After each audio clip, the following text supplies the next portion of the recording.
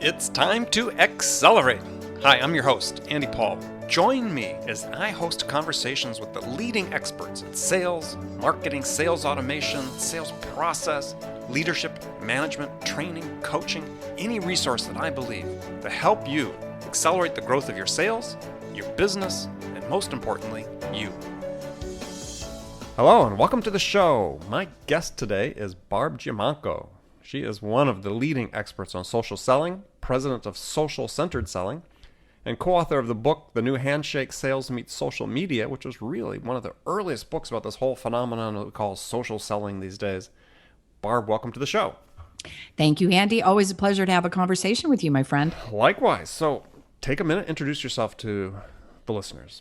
Sure. Well, I think what people need to know about me, Andy, is that I've made my entire career in sales.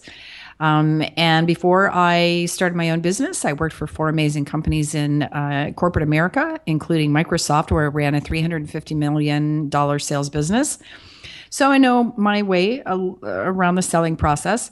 I also happen to love technology. More importantly, I love how technology can actually help improve our businesses and our lives, for that matter, if they're used correctly. So that's a little bit about me. So you had this moment, this book you guys published back in 2010 with your co-author that really, foretelling what was going to come in terms of this wave of social selling. What is it you were seeing at that time about how selling was changing that, inspired you to write the book? Great question. So actually, I started evangelizing the integration of social media into sales about 2006. And what happened for me is, being the lover of technology that I am, I started experimenting with the early social media tools. And I was paying close attention to what was happening in terms of social media marketing and how it was impacting PR and communications. And I kept thinking to myself, why is no one talking about sales? Mm-hmm. I had joined LinkedIn in the very first year, so I've been using it since the platform was designed. And I thought to myself, well, my gosh, if people can use a platform like LinkedIn to source job opportunities, they could certainly use it to source and network with people who you might do business with, right? Exactly. So I started out by just talking with groups and talking about why I thought this was really going to impact the selling process, just like, and this will date myself a little bit, but I'm okay with that, just like when we got the fax machine and then email came in and then so there have been other technologies that started disrupting the sales process. And I just finally, in 2009, I just said, I need to be the one who writes a book about this, because it just, nobody was talking about it. And often sales leaders were looking at me like, yeah, sure, Barb. Sure, that's going to happen. Mm-hmm. And so, the crazy story with the book is I didn't even have a proposal written. Joan, who worked with me on the book, she brought a level of experience around communication. She had published with this publisher, and, we just floated the idea by the publisher. Next thing you know, they're like, yes. I was like, well, I don't even have anything written down. And you have 2 weeks to print it. Yeah. So, there's been all this hype that's been built up around social media, and there seems to be, or social selling, and there seems to be sort of camps that have emerged where some people are trying to sort of knock it down and make it less than it is, and some people may be trying to overhype it. What is social selling at its heart? Help people understand that. So, because I think people's eyes start glazing over a little bit when they hear this. Well, I couldn't agree more. Let's face it, there weren't, you could count on both hands the number of people, including myself, who were really talking about this prior to, say, 18 months ago. Mm-hmm. And so in some ways it's been used as an SEO term, right? Search engine optimization. It's a popular term. People are trying to capitalize on it. And you're absolutely right that some people go way overboard in overstating what it can do. I hope one of these days we get back to just talking about good selling. Right. But here's the thing. When we're talking about integrating social media into your sales process, we're just talking about adding another collection of tools to your sales toolkit. That's it. So for me, it's a mashup of good online strategies, because we know that buyers are blocking us often with phone calls and emails. So we need other approaches, but it's also, you got to have other offline strategies. So I speak at events, or I'm on panels. Part of my online strategy is teaming up with colleagues and friends like yourself, where we're doing podcasts, or I might be on a joint webinar with a company. So for me, it's just tools. That's it.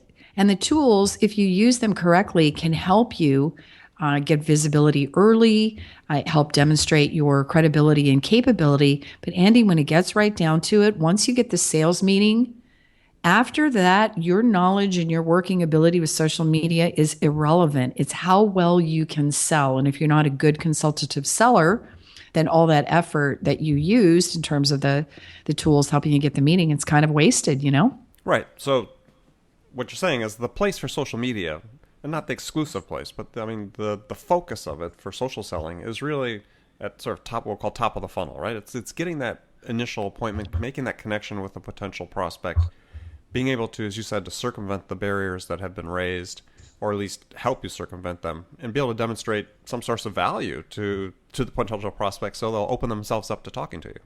That's absolutely right. And so I am sometimes, I shake my head because people want to overstate how, just have a pretty profile and just share some content. Well, those things, again, may lead you to expand the size of your network with the right potential buyers. You can certainly use social channels, and you should, as part of your strategy for researching and preparing yourself for sales meetings. But let's face it, who are we kidding? It's what happens when you get the meeting that is still the most critical aspect of this. And if you don't have good sales skills, which I would argue are a bit on the decline, then you have a problem. So it's always interesting to me, Andy, where you get these factions, because I don't think it's either or. I think it's, you look at what you're trying to accomplish, your specific industry, your targeted buyer, and then you determine, it's kind of like, right, you get to mix and match. You pick the strategies and the tactics that are going to work for you. Now, I'm not a cold calling fan. The buyers have spoken. At the same time, I'm perfectly willing to say, if that works for you, then by all means do it. Absolutely. I think that's the whole point about prospecting, that sort of gets lost in this argument, if you will, that exists between, various experts, and I'll put air quotes around that, experts, which include me, by the way, is that, yeah, it's not one thing or the other, right? It's finding what works for you. As you said, social media as a sales tool could be the right thing for you. There's some people just thrive on making contacts through LinkedIn and opening the doors that way. There's other people that only succeed by doing it, picking up the phone and calling people. That's okay. It doesn't mean one's right and one's wrong. It's just what works best for you. That's right. And my strategy is a combination. So as an example, I just spoke at Dreamforce a couple of weeks ago. And so what happens is, it never fails during the meeting. I meet a lot of people, or they start connecting, inviting me to connect with them on LinkedIn. And that's great. So we may start the relationship, right? They saw me speak. We got to know each other a little bit. We connect on LinkedIn. I make it a point then every week to pick 5 or 6 people that I'd really like to do business with, set up a phone call.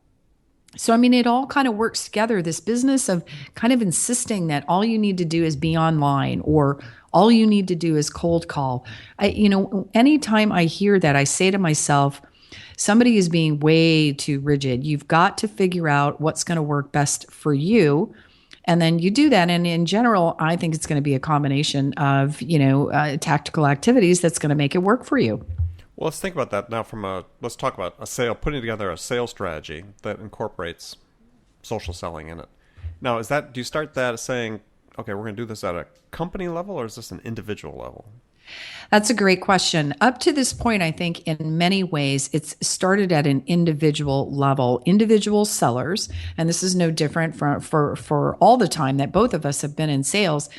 I think top-notch sellers are always looking to learn and improve and to figure out what they can do to move themselves to the next level. So for several years, what I saw were top-performing reps saying, hey, I see this online stuff's going to make a difference and I'm going to jump in. Mm-hmm. And I saw less in terms of organizations thinking strategically about how to structure a strategy, which included the learning and development program and the coaching needed to help sellers change and adopt new behaviors. I saw less of that happening in terms of an overall implementation for the sales teams, but that's changing now. Over the last couple of days, I was watching certain sessions at, of LinkedIn Sales Connect. And I listened to a couple of organizations talking about their journey and how they decided to start implementing this. And interestingly enough, to support this point, SAP even said one of their top sellers was getting such great traction that all of a sudden they said, we need to figure out how to replicate what he's doing. And then they put their whole strategy and program in place. So if you're a small, medium-sized enterprise and you're a CEO or a sales manager, you're listening to this program, what's the first step in terms of putting together a sales strategy that has social selling as a component for top of the funnel activities? Yeah, great question. I'm always going to say you need to think about your plan, and you definitely need to involve your marketing folks in that. The two teams need to work together, and if you're large enough to have sales enablement or sales operations people, they need to be involved as well. But the first step is really to just really ask yourself some key questions. Who's the target buyer? And it's not everyone with a pulse, people. So you really do have to who's the target buyer? What do they care about? What social channels are they likely to use? What's our message going to be? So how skilled are our salespeople? What kind of training are they going to need? How will we hold them accountable? What will we measure and track? These are all the things that have to go into just an initial conversation. Don't think of this as having to write like a 20-page document, but you do need to answer some core questions that will help then drive your direction. So that really is the first step. Okay. And the second step? And then the second step is to make sure that you now provide appropriate training for your folks. There's been a tendency, Andy, I think, to just, and maybe it's because I've often wondered about the psychology of it, but maybe it's because these platforms are largely free. There's this thinking that they're easy to use. And in a way they are, but point and click is not going to lead to a strategic sales result. So the next step, once you've got your plan, you know who you're targeting, marketing's working on the messaging and the content, you've got to give your sellers training. And it's really important that you either bring in somebody if you need to, or if you've got somebody in-house, but you need to help your sellers learn how to shift their behavior and operate a little bit differently in the online world. So the training is going to be really key. And what I've found is that training that's spaced out over time seems to work a lot better.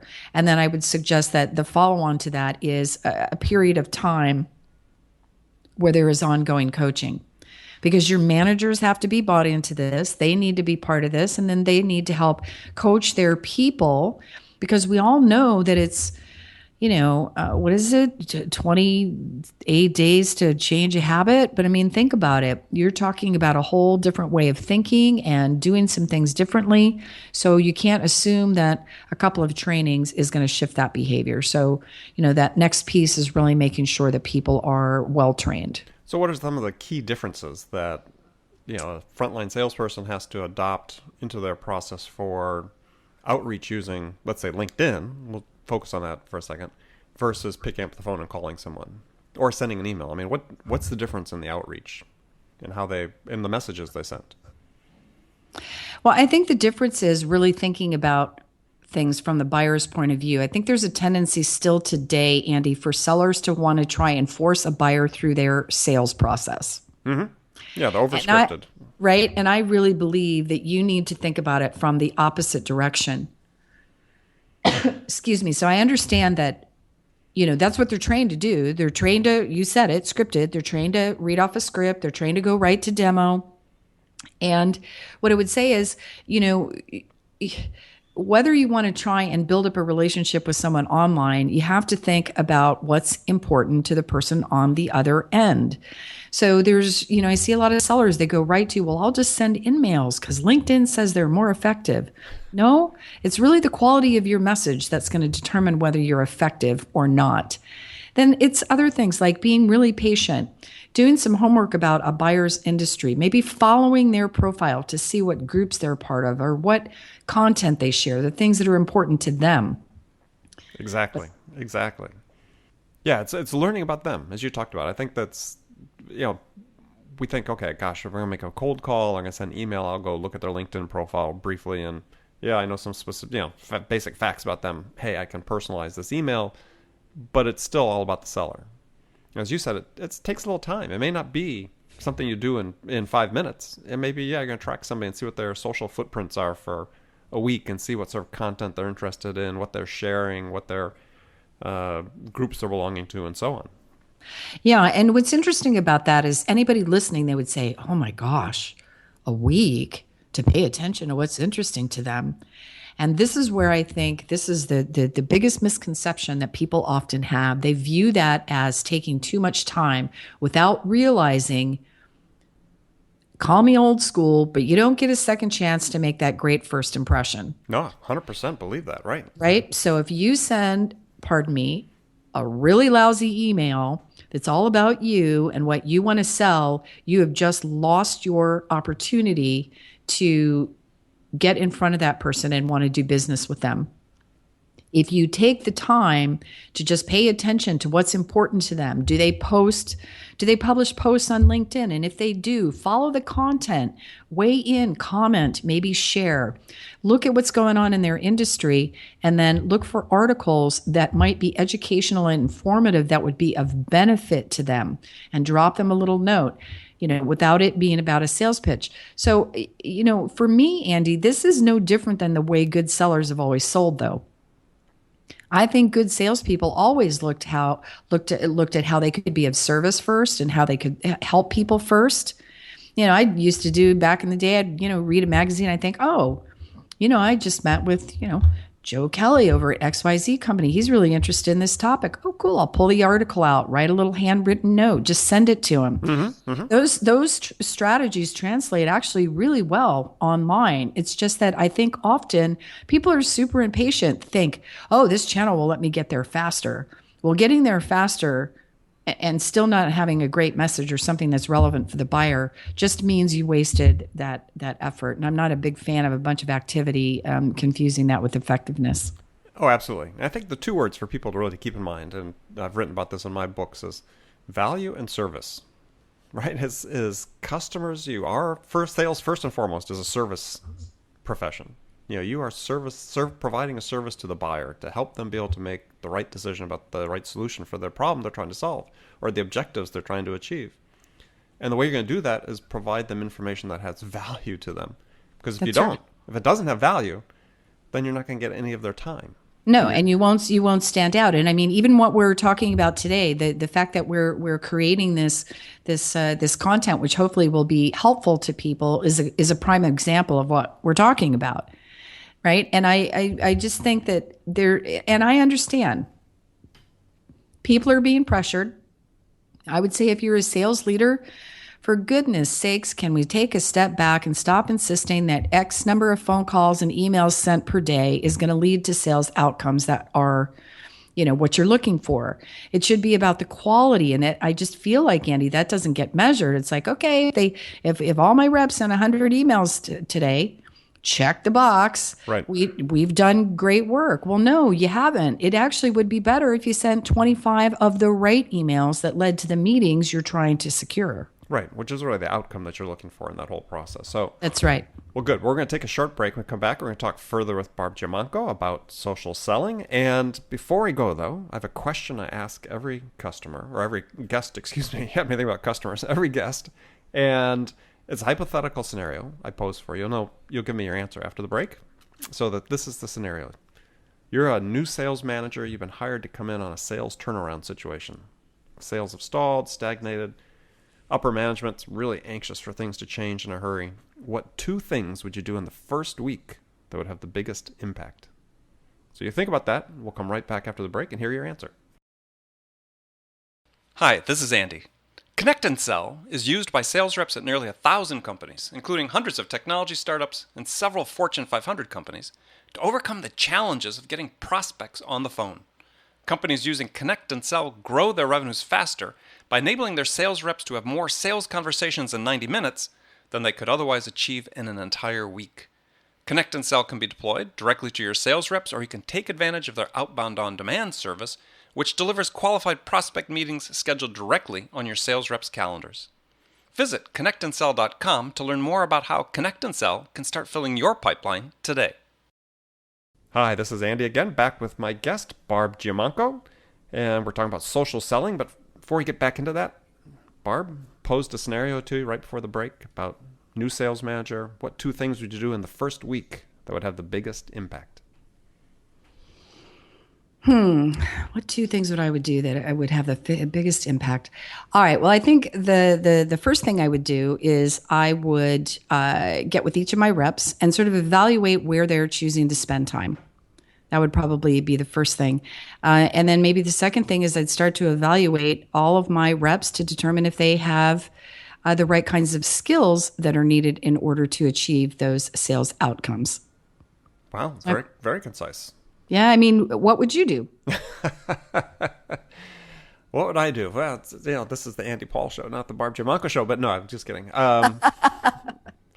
Well, I would start by focusing on the customers, right? I want to go visit the customers, understand, if sales are down, it's because people aren't buying. So let's go talk to the customers and find out what's wrong, right? Either what's wrong in terms of, our messaging, the value proposition we have, the service we provide, our salespeople, what is it? And then find out really what it is they're looking for. Because it could be that, I've seen this time and time again, is that sales teams are out selling something which is not really what the company is selling. Right. No, I agree with that. And I think that's kind of where my head was at when I was thinking about evaluating activities. I think you're absolutely right. You have to take a look at that. I would probably also spend time really evaluating. I don't like the word pitch, but a better word's not coming to mind. I want to see how they're presenting sort of the offering to a customer. And my bet is if there are declining revenues and, problems with the pipeline, often it's because sellers have been trained to default talking about the product rather than understanding from the customer point of view what problem they're trying to solve, which speaks to your point. Yeah. Well, and I think there's also a sort of a path of least resistance that oftentimes develop where, maybe they heard somebody sold something once sort of like this, and everybody sort of says, okay, I'm going to get on that gravy train. That's the way we're going to succeed. Right. And that was just an outlier. And it really wasn't what the primary value proposition is, not really why a customer would buy from you. That's right.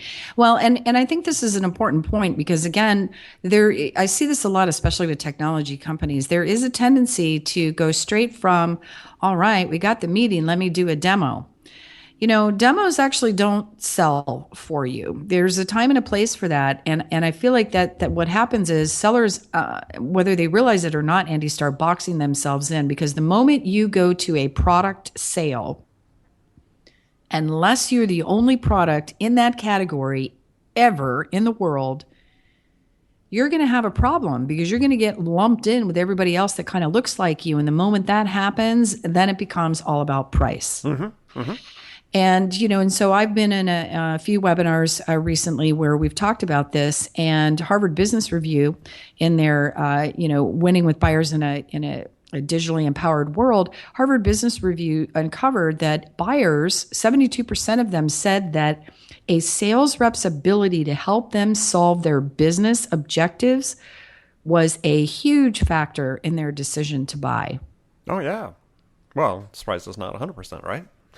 Well, exactly. And so, that's a great opportunity for anybody to stand apart.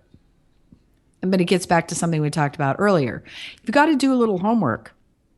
Got to dig in a little bit. You got to think a little bit about, okay, what are some common problems that this customer might be facing, and one way to figure that answer out might be to look at their customers and sort of see what problem they're solving. So I think that more that we can get salespeople to thinking about these things from the customer, the buyer's point of view, the more successful they're going to be. And over time, I just think that if you don't evolve that into that kind of a strategy, you're probably going to need to choose another profession because buyers are pretty fed up. They don't want their time wasted. No, they don't have time to waste it. And let's talk about the objectives thing, because I think that's something that salespeople don't focus enough on. They tend to think about the solution they're selling as sort of a point solution, right? It's all about that small world they're operating in. But the fact is that that's part of a larger objective, oftentimes, that the customer has that they're trying to achieve. Think about it not just as I'm solving a problem, but I'm trying to achieve an objective. They're trying to achieve an objective. That's right. So for a salesperson, simple question to ask is, well, where do you want to be in 12 months? Where do you want to be in 18 months? Well, where are you now? Okay, so how do we get you from here to there? Right? And that's where you fit the equation. How do you get them from where they are today to where they want to be? And That's right. And if you can sell that, then your odds of winning the deal go up substantially. Well, they do. And guess what? Very few of their competitors are probably asking those kinds of questions, right? So, and I do that too. A new potential customer came to me and we were talking about the thing, and I just asked them straight up, what problem do you think you're trying to solve here? I mean, what's not working? And all of a sudden, they're like, ooh, great question. Nobody else has asked us that. And I always kind of shake my head and kind of chuckle like, well, okay, somebody should. So I need to understand what problem they're trying to solve, because I also want to be sure that if they hire me, I'm in a position to help them with that. And if I'm not, I'd rather connect them, to a different resource. So it's not difficult. And again, you can use business intelligence and other tools on the web to start to formulate some ideas about the challenges they might be faced. And then, as you suggested, then once you're in the meeting, that's a whole different kind of conversation. You put yourself on a whole different level when you approach it that way versus, let me tell you about the corporate history. Let me tell you about our whiz-bang product features. That just turns people off. They're not really interested in that. Yeah, and unfortunately, it just doesn't take much effort and thought to reorient yourself. Or fortunately, it doesn't, but it's unfortunate more people don't do it. Agreed. This is really, it's my passion, is how do we get sales to think differently about selling? And, that's one thing, is how do we change our perspective? The word is think, first of all, right? Is how do we get them to not just be on robotic, remote, autopilot, but how do we think about each customer individually and what their objectives are in this situation that we're in today, that the situation they're in? And if you can understand that and focus on really understanding that and uncovering those objectives, boy, you're going to change your life as a salesperson. I think so. And I also think that there's people get too hung up on time. Oh, I don't have time for that. I don't have time. Well, what the heck do you have time for? If your revenue is not where it needs to be, then maybe try a different strategy, right? I mean, right? Isn't that the definition of insanity according to Einstein? You continue to do the same things over and over again. Expect different results. Different result, right? And so there's this, oh, well, we don't have time for that. Well, what do you have time for? Because isn't so changing your behavior is and changing your approach is so important. What's cool though, Andy, is that as I've worked with customers and you start to see sellers change that approach and change their mindset, and they start getting results fairly quickly, all of a sudden the light bulb starts to go off. But I think people have been so conditioned, oh, I got to make 100 phone calls. I got to send 100 emails, instead of really thinking about, hey, slow down a little bit.